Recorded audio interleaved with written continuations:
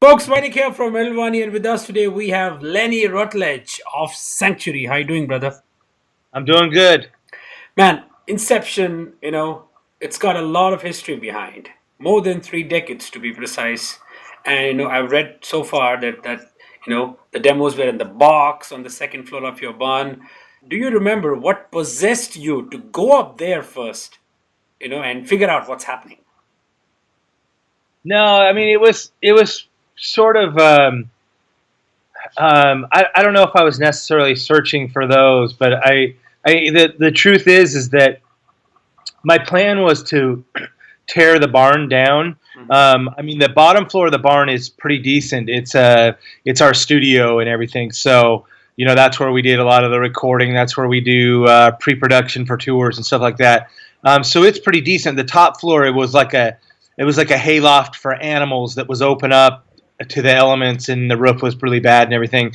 So I was planning on rebuilding or remodeling it. So I was up there kind of doing some stuff, and that's when I just started to figure out that, oh no, we actually made an error and stored this box up here that wasn't supposed to be up there. And I wasn't really aware of it. I knew I had them somewhere, but it was kind of like an out of sight, out of mind type of thing. And finally when I found them, I mean it was shock and horror that they were in that bad of shape. Mm-hmm. Good, man. So that was your first thought when you found them right up there. Yeah, and I wasn't sure if we could do anything with them. I mean they were in pretty bad shape, and it was the good thing was that I found a place that actually restores those types of tapes, and they do is they take them at those 2-inch reels. They take them and they put them in a giant dehydrator. It looks like something you would cook beef jerky in or something. Okay. It takes somehow it pulls all the water out of it, and it restores the magnetic property to the tape and everything. And it turned out pretty well. I was shocked and amazed, but I guess I guess they're pretty robust, those tapes. Cool, man. Old school, right? Yeah. Very much. I mean, that's sort of an encouragement when you see, a destroyed tape over there, in water and all possible stuff over there, and finally, there's a sort of a trigger in you to at least try to make sure it works out. And here we have with a record which sounds phenomenal, sounds incredible, because if I look at it, it stands up well to current recordings being released today. I mean, do you even recall what was the recording process for that demo back in 80s? Yeah, I mean, I do. I know that. So we did a couple of the songs at a really nice studio in Bellevue. It was the same studio where Queensryche recorded, and we didn't have very much money, so we could only do 2 songs. We did Battle Angels and Soldiers of Steel there, and those recordings were done pretty well. It was a 24 track, and we took. We didn't take our time, but we took a little more time on those 2 songs, and then we decided, well, we're kind of out of money, so we need to go somewhere where it's going to be a lot less expensive. So we went to a place called Studio One, and it was in a really bad part of town, and the studio wasn't that great. It was only a 16-track studio, and it seemed like the gear was always malfunctioning, and we didn't have enough cymbals to put on, or mics to put on the cymbals, and all kinds of things. So considering all those factors, I'm really surprised that a lot of these songs sounded as well as they did. I mean, we used, I think, 3 or 4 mics on the entire drum kit. Whoa. And Zeus had to do some really creative things when he mixed it. I can't even explain it. He tried to explain a little bit to me, but there were times where he would use a mic that was for a tom, and he would EQ it to pull in cymbal sounds. So he would double that tom somehow on another track, and then he would EQ a tom separately to pull in the frequencies of the cymbals and the hi-hat because there were no mics on them. Right. It was very weird the way he did it. And he spent a lot of time on it, and there was some magic involved as far as that's concerned. And he took a lot of the tones that were pretty mediocre, and he just has a way with he knows how to engineer and mix very well. And So he made something very very great out of it. I mean, we were all surprised. That's good to hear. You worked with Zeus for the previous record, "Year the Sun Died," and I had a chat with Varel, I think around 6 7 months ago, where there were plans of, obviously, and I was not aware of. We have the demo recordings there, and he had told me that Zeus is working on it. So looks like you guys feel comfortable with Zeus, and obviously with his history of working with like Chimera or Queensryche, like you said earlier. Gotta say that he maintains the sound of the band and tries to hone it even further to basically give what the band has envisioned in your mind. Yeah, and I think that's one of the reasons why we were really interested. Even with the year the sun died, we always try and show growth. So we don't want everything to sound just like the last one, but we still want it to retain some, integrity of, the sanctuary feel and everything. And Zeus was all about that. He understands that very well, and that's one of the really great qualities about him. And same with Inception. I mean, one thing we talked about, we had the opportunity, if we wanted to, with Inception, to re-record tracks and fix things and overdub and everything. And believe me, there was a couple of things I was like, God, I could play that so much better now. It'd be cool to redo that. But we decided not to do that because we felt like it wouldn't be fair to the fans and the listeners. We wanted them to hear what we intended it to sound like as far as the recording, and the takes of the tracks. We wanted that to be real, and I mean, we spruced it up as far as the production and the mixing goes, but we didn't re-record anything. We left it all the way it was back in 1986. That sounds much better because, looking at the basic arrangements for, that actually made it to Refuge Denied, they're still intact. However, there are some key differences like, White Rabbit intro or even Die For My Sins intro and a couple of guitar solos as per my understanding. So when you look at the Refuge era, are there any pieces that you wish had remained from these demo versions?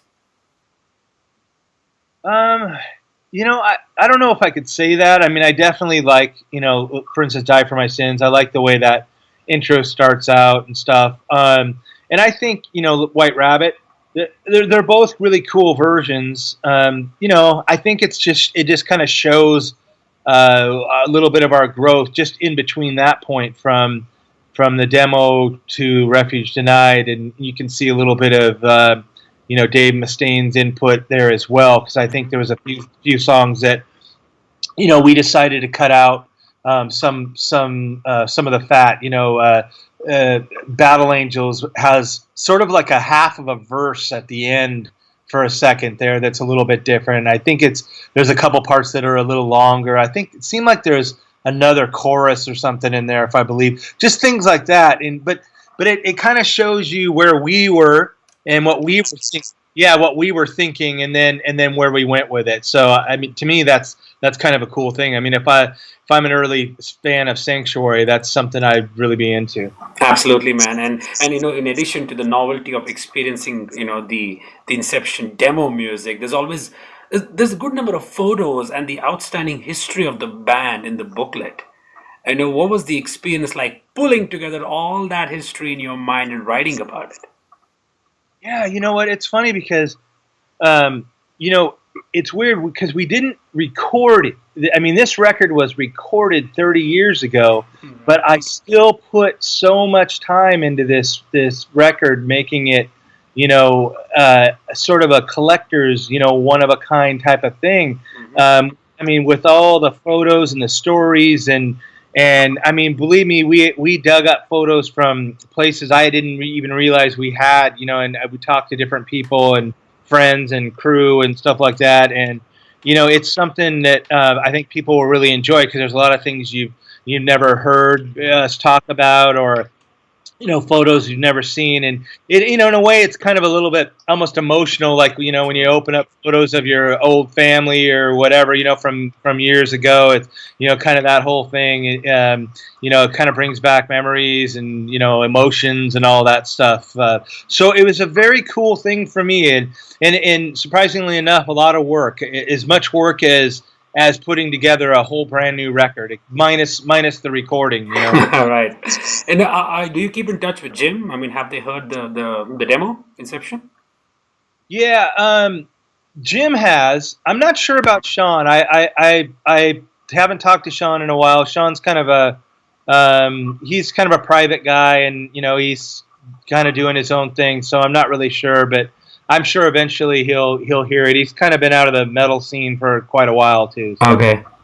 Cool, man. And what about the actual Sanctuary record that's coming out? I mean, Varel was telling me that you guys are been writing, and since he was touring for the Dead Heart tour in Europe, what's the current update? I mean, is the recording done? Has the songs been written?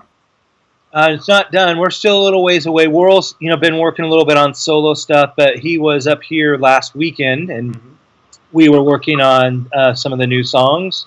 So we have quite a bit of the music rolling for it, and he's got a lot of the stuff that, a lot of the music comes first usually, and then he takes it and goes with it from there. Writes the lyrics and everything. So, we're making good progress, but he's right now he's scheduled to record his solo record, so that'll be first, and then after he's done with that, then we'll start the recording of the follow-up to The Year the Sun Died.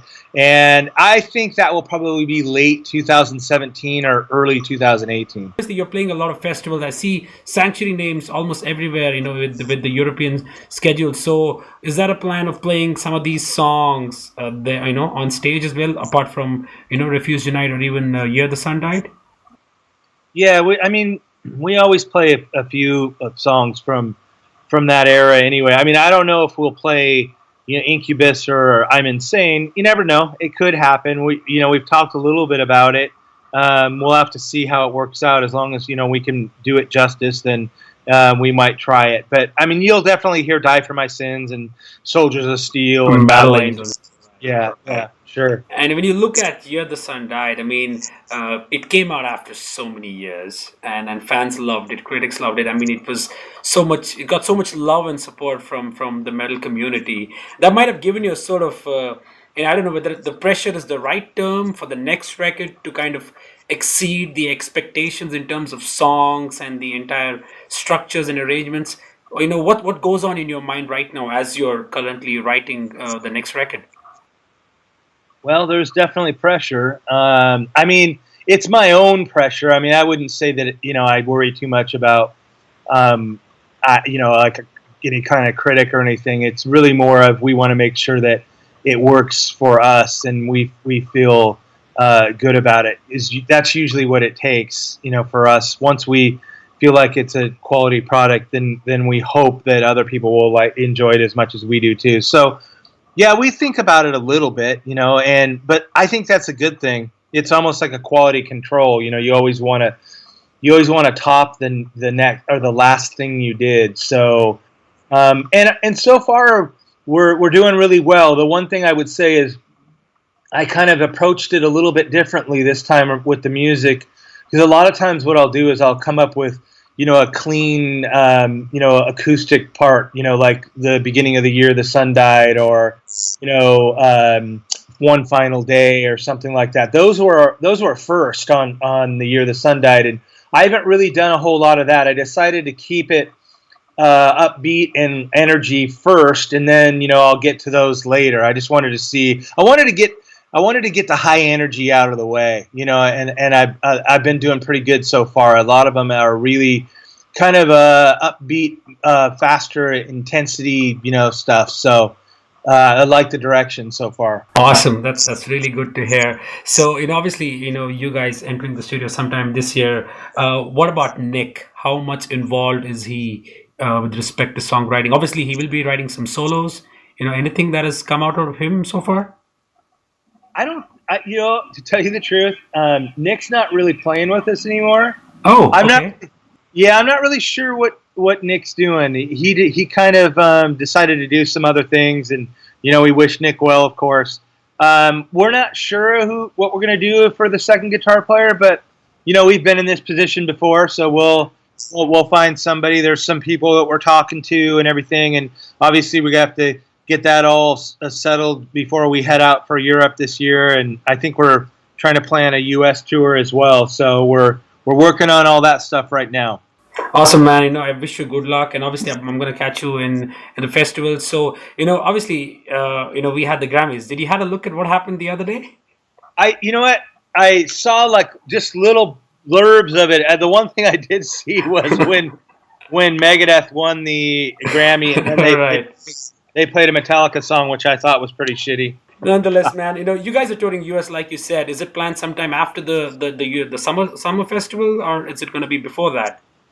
We're planning. We're trying. I mean, I can't say anything yet, but I can tell you that we're shooting for a tour of the U.S. in either May or early June. Thanks a lot, man. It's always a great time having a chat with you as well as with Warrell. I wish you good luck with the release. I love the cover art. It looks insane. So, Yeah. We wanted to keep that. We wanted that to reflect, that time. So we figured, hey, what better person to do that than Ed then Ed Repka? Repka. That's right, man. Thank you so much. You have a wonderful, wonderful day ahead. You too. Thank you very much. Take care, buddy.